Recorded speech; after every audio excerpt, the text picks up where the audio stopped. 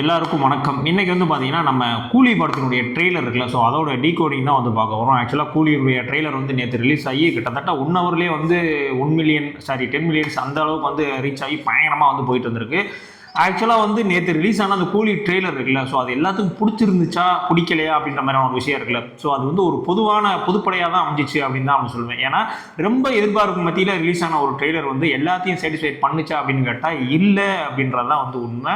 ஏன்னா அவங்க கொடுத்த ட்ரெய்லரே பார்த்தீங்கன்னா, ஒரு மாசான ட்ரெய்லரோ, ஒரு கிளாஸான ட்ரெய்லரோ வந்து கொடுக்கல. ஒரு ஓகேவான, ஒரு அட்ஜஸ்டபிளான ஒரு ட்ரெய்லர் தான் கொடுத்துருக்காங்க. அதுக்கு மிக முக்கியமான காரணம் என்னன்னு வந்து பார்த்தீங்கன்னா, நம்ம அனி மாம்சனுடைய அந்த பேக்ரவுண்ட் ஸ்கோர் தான். ஸோ எப்பயுமே அந்த விக்ரமில் வந்து பார்த்துருந்தீங்கன்னா, அந்த பெரிய பிஜிஎம் இருக்கும். ஸோ அதை வந்து போட்டு கரெக்டாக வந்து மேட்ச் பண்ணியிருப்பாப்புல. லியோலையுமே வந்து பார்த்தீங்கன்னா, ரட்டட்டா பிஜிஎம் போட்டு கரெக்டாக வந்து மேட்ச் பண்ணியிருப்பாப்புல. ஸோ இதில் ஏன் இதுக்கு வந்து பவர் ஹவுஸ்ன்னு சொல்லிட்டு ஒரு பயங்கரமான ஒரு பிஜிஎம் இருக்குது. ஸோ அதெல்லாம் விட்டுட்டு இவர் தனியாக வந்து விசிலு பறக்குமே அப்படின்னு சொல்லி கத்திட்டு இருந்தாப்புல.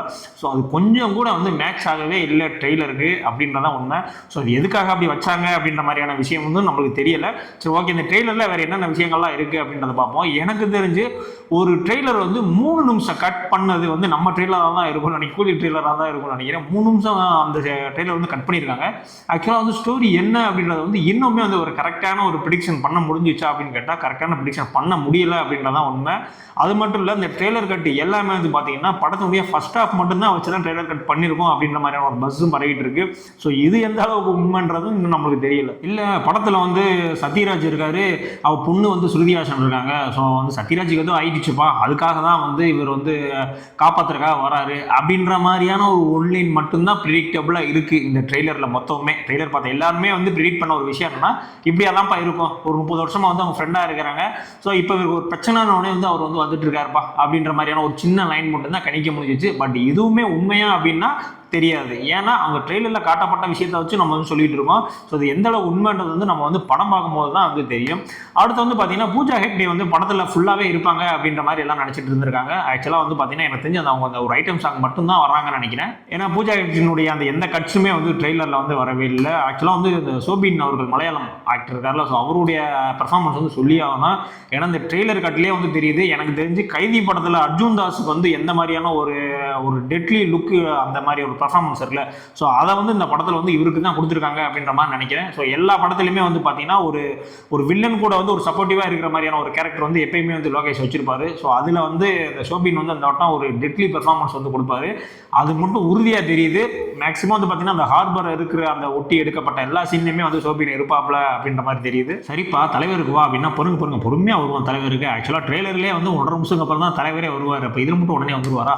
ஸோ அடுத்து வந்து பார்த்தீங்கன்னா, உபேந்திராவுடைய லுக் வந்து பார்த்தீங்கன்னா யங் லுக்காக இருக்கும். ஆக்சுவலாக போஸ்டர்லாம் விட்ட லுக்கெல்லாம் பார்த்தீங்கன்னா கொஞ்சம் நிறச்சி அந்த மாதிரி கொஞ்சம் ஏஜ்டான லுக்காக இருக்கும். ஸோ இதிலிருந்து நம்ம ப்ரெடிக்ட் பண்ணது என்ன அப்படின்னா, கண்டிப்பாக வந்து உபேந்திராவுடைய போர்ஷன்ஸ் எல்லாமே வந்து நம்ம தலைவருடைய ஃப்ளாஷ்பேக்கில் வரக்கூடிய சீனில் தான் அவர் வருவார் அப்படின்ற மாதிரி தான் தோணுது. மேபி வந்து அவர் வந்து தலைவருடைய ஃப்ரெண்டாகவும் இருக்கலாம், இல்லை தலைவரும் உபேந்திரா சத்யராஜ் 3 பேரும் ஃப்ரெண்டாக இருக்கலாம், உபேந்திரா ஏதாவது துரோகம் பண்ணிட்டு போயிருக்கலாம். அந்த மாதிரி எந்த மாதிரியான ஒரு கான்செப்ட் வேணால் பண்ணலாம். ஏன்னா லோகி வந்து அந்த அளவுக்கு வந்து ஒரு டேலண்டான ஆள், நம்மளை வந்து குழப்பி விட்டுருப்பாப்புல. ஏன்னா எனக்கு தெரிஞ்சு ட்ரெய்லரே வந்து இவ்வளோ லோவாக கொடுக்கக்கூடிய காரணம், மக்கள் வந்து ரொம்ப எக்ஸ்பெக்டேஷன் வச்சு வர வேணாம், நம்ம வந்து படத்தில் வந்து ஹைப் கொடுத்துக்குருவோம், ஏன்னா இங்கே ஹைப் கொடுக்க வேணாம் அப்படின்ற ஒரு காரணமாக வந்து இந்த படம் இருக்கிறதுக்கான வாய்ப்பு வந்து அதிகமாக இருக்குது. அடுத்ததான் வந்து பார்த்தீங்கன்னா, நாகார்ஜுனா அவர் வந்து அப்படியே இருக்காருங்க. எனக்கு தெரிஞ்சு ரட்சகன் படம் இப்போ நீங்கள் யூடியூப்ல எடுத்து போட்டு பார்த்தீங்கன்னா, இப்போ என்ன கெட்டப்பில் இருக்காரோ அதே கெட்டப்பில் இருக்காரு. என்ன ஒன்றும் தாடி வச்சிருக்க மாட்டாப்புல, இல்லை தாடி வச்சிருக்காப்புல. ஸோ அவ்வளோ எங்கே இருக்காப்புல, ரொம்ப ஒரு முரட்டுத்தனமான ஒரு கிளாஸியான வில்லனாக வந்து இந்த படத்தில் வந்து இருப்பாப்புலன்னு நினைக்கிறேன். ஏன்னா ஆக்சுவலாக வந்து லோகி படம் பார்த்தாலே உங்களுக்கு புரியும். லோகி படத்தை வந்து ஹீரோவை விட வில்லனுடைய கேரக்டர் வந்து ரொம்பவுமே வந்து வலுவாக வந்து ரைட் பண்ணியிருப்பாப்புல. ஸோ அந்த வகையில் வந்து இவருடைய கேரக்டர் வந்து ரொம்பவுமே வந்து வலுவாக இருக்கும் அப்படின்றது தான் வந்து என்னுடைய நம்பிக்கை. அது மட்டும் இல்லாமல் அந்த ட்ரெயிலில் வந்து நிறைய சீன் வந்து காட்டிடுவாங்க. கிங் பின் அப்படின்ற மாதிரியான ஒரு வேர்டிங் வந்து இருக்கும். அந்த ஹார்பர்லேயும் இருக்கும், அந்த கண்டெய்னரில் இருக்கும். ஆக்சுவலாக வந்து நாகார்ஜுனாவுடைய பேர் போடும்போது வந்து பார்த்தீங்கன்னா கிங்குன்ற மாதிரி ஒரு டைட்டிலில் தான் வந்து அவருடைய பேரும் போட்டிருப்பாங்க. ஸோ எனக்கு தெரிஞ்சு அந்த கிங் பின் அப்படின்ற மாதிரியான விஷயத்தில் வந்து ஏதோ ஒன்று இருக்குது அப்படின்றது மட்டும் தெரியுது. ஸோ நாகார்ஜுனா தான் வந்து எனக்கு தெரிஞ்சு இது வரைக்கும் லோகி படத்தில் பண்ண வில்லன்கள்லேயே வந்து ஒரு பயங்கர பர்ஃபார்மன்ஸாக பண்ண போகிறாப்புல அப்படின்ற மாதிரி வந்து எனக்கு தோணிட்டு தான் இருக்குது. அது மட்டும் இல்லை, இப்போ வந்து மக்கள் வந்து இந்த படம் வந்து ட்ரெய்லரை பார்த்தா ஒரு மாதிரி மொக்கையாக இருக்கேப்பா, இது எப்படி 1000 கோடி வரும் 500 கோடி வரும்ன்ற மாதிரி ஒரு ஃபைட்டிங்கில் இருப்பீங்க. ஆக்சுவலாக 1000 கோடி வந்து தமிழில் மட்டும் கலெக்ட் பண்ண முடியுமா அப்படின்னா அது வந்து முடியாத விஷயம். அது வந்து பண்ணவே முடியாது. அப்போ அதுதான்றது உண்மை. ஆக்சுவலாக வந்து படம் வந்து கிளிக் ஆகணும். எங்கே கிளிக் ஆகணும்னா தெலுங்கு இண்டஸ்ட்ரி நார்த் இந்தியன்ஸ் இருக்குல்ல, ஸோ ஹிந்தி பாலிவுட், ஸோ இந்த 2 இடத்துலையுமே இந்த படம் கிளிக் ஆனால் மட்டும்தான் கண்டிப்பாக 1000 கோடி வரும். ஸோ இதுக்கெல்லாம் யார் கையில் இருக்குது அப்படின்னு வந்து பார்த்தீங்கன்னா நாகார்ஜுனா கையிலையும் நம்ம சல்மான் கான் அமீர் கான் கையிலேயும் தான் இருக்குது. ஸோ அமீர் கான் அந்த ஒரு சீனில் காட்டியிருப்பாங்க, நல்லா வந்து துப்பாக்கியை சுற்றிட்டே இருப்பாருன்ற மாதிரி ஒரு சீன் காட்டியிருப்பாங்க. எனக்கு தெரிஞ்சு அமீர் கான் வந்து ஒரு கேமியோ ரோல் மாதிரி தான் பண்ணியிருப்பாருன்னு நினைக்கிறேன். ஏன்னா நம்ம சூர்யா பண்ணல, ஸோ அந்த மாதிரியான ஒரு கேமியோ ரோல் தான் இந்த படத்தில் பண்ணியிருக்கான்னு நினைக்கிறேன். ஸோ அந்த கேமியோ கரெக்டாக கிளிக் ஆச்சு அப்படின்னா கண்டிப்பாக அந்த படம் வந்து 1000 கோடியெல்லாம் வந்து அசால்ட் அடிச்சு சாப்பிட்டு போயிடும். நாகார்ஜுனோட பெர்ஃபார்மன்ஸ் வந்து நல்லா தான் இருக்குது அப்படின்ற மாதிரியான விஷயங்கள் தெரிஞ்சிச்சு, ட்ரெய்லர் கட்டிலே தெரிஞ்சிருச்சு. ஸோ அந்த அமீர் கானுடைய பெர்ஃபார்மன்ஸும் எல்லாமே வந்து பர்ஃபெக்டாக இருந்துச்சு அப்படின்னா ஷியோர் ஷாட்டாக சொல்கிறேன், இந்த படம் வந்து 1000 கோடி வந்து கண்டிப்பான முறையில் அடிக்கும். அடுத்தபடியாக வந்து பார்த்தீங்கன்னா லோகேஷ் வந்து நிறைய இன்டர்வியூவில் வந்து சொல்லியிருக்காப்புல, 1-2 கிடையாது, நிறைய இன்டர்வியூவில் அவர் தான் படத்துடைய ரன் டயத்தை விட இன்டர்வியூ வந்து கொடுத்துட்டு இருக்காப்புல. இல்லை நிறைய இன்டர்வியூவில் என்ன சொல்லியிருக்காரு அப்படின்னா, நான் வந்து அஜித் சார்ன்ற ரஜினி சார் படத்தில் வந்து ரொம்ப விரும்பி பார்த்த படம் எதுன்னு பார்த்தீங்கன்னா தளபதி தான். எனக்கு வந்து தளபதி வந்து பர்சனல் ஃபேவரட் அப்படின்றாரு.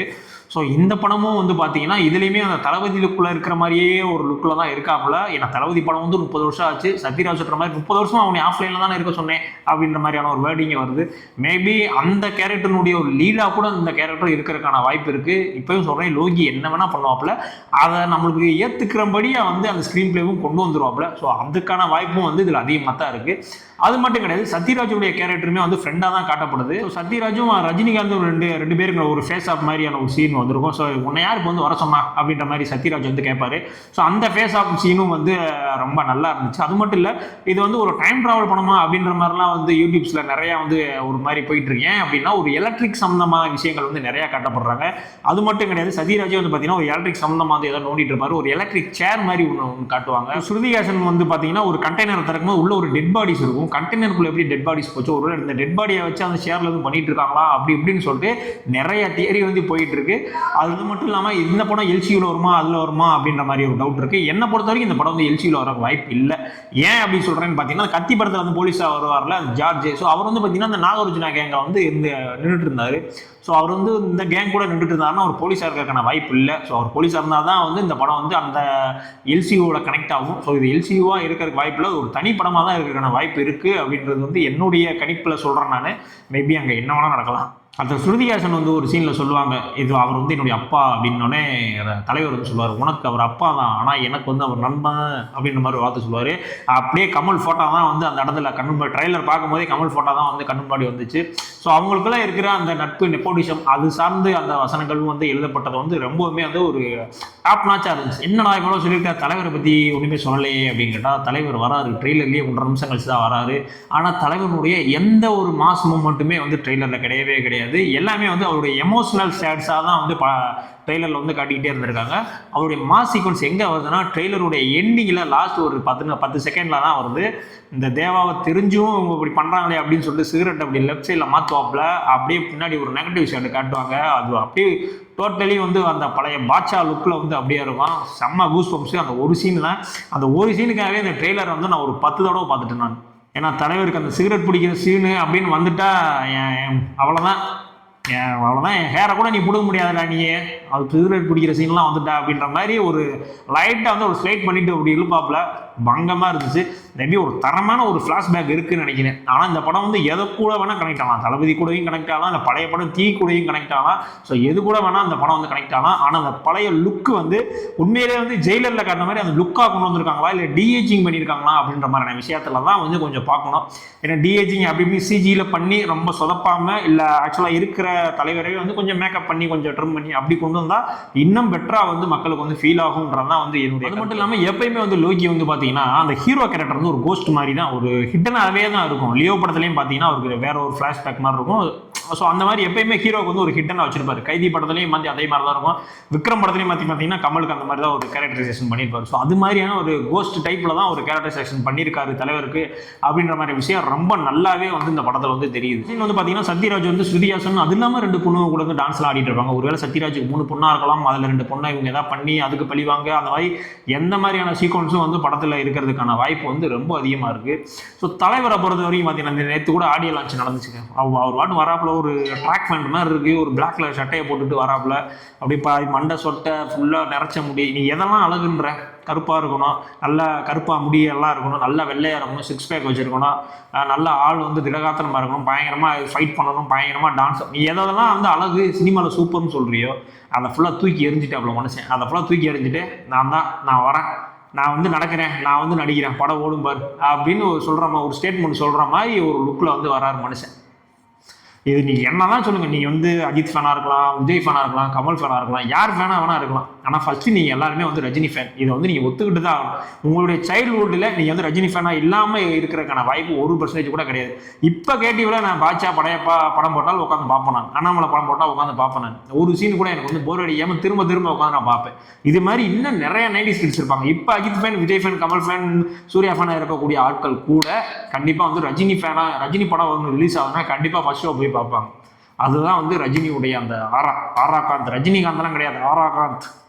ட்ரெய்லர்லேயும் வந்து பார்த்தீங்கன்னா ரொம்ப ஹைப் காட்டலை. ஸோ ஏன்னா மேபி இப்போ ரீசெண்டாக வந்து பெரிய படங்கள் எல்லாமே ட்ரெய்லரில் ஹைப் காட்டி படமாக வந்து அங்கே போய் தோத்துடுச்சு. ஸோ ஒருவேளை அதுக்காகவே வந்து ட்ரெயிலில் வந்து ஹைப் கம்மி பண்ணிவிட்டு நம்ம வந்து அங்கே பார்த்துக்கலாம் அப்படின்ற மாதிரியே லோகி பண்ணுறதுக்கான வாய்ப்பு வந்து அதிகமாக தான் இருக்குது. மொத்தத்தில் இந்த படம் எப்படி வரப்போகுது அப்படின்னா, எனக்கு தெரிஞ்சு ஒரு பவர் பேக்டு ஆக்ஷன் படமாக தான் வந்து இந்த படம் இருக்கும். சர்டிஃபிகேட் விட லோகி படத்தில் இதுதான் வந்து ஃபஸ்ட்டு ஃபுல் சர்டிஃபிகேட் வாங்கின படம். ஸோ ரொம்ப செக்ஷுவல் கண்டென்ட்லாம் இருக்கிற வாய்ப்பில்லை, ரொம்ப வயலன்ஸ் இருந்திருக்கும். ஸோ அதனால வந்து கண்டென்ட் வந்து கொடுத்துருப்பாங்க. ஸோ இந்த படம் வந்து 1000 கோடி 500 கோடிலாம் அதெல்லாம் நான் வந்து சொல்ல வரல.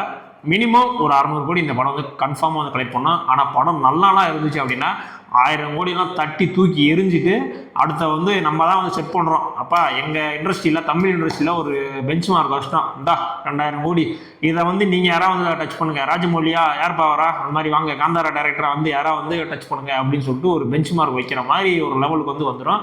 ஸோ படம் எப்படி இருக்குது அப்படின்றத பார்ப்போம். நானும் வந்து ரொம்ப ஆர்வமாக தான் இருக்கேன். ஸோ ஆகஸ்ட் 14 படம் ரிலீஸு. எப்படி இருந்தாலும் ஃபர்ஸ்ட் ஷோவே வந்து போயிடுவேன். கண்டிப்பாக இருக்கிற ரிவ்யூ வந்து போட்டுருவேன்.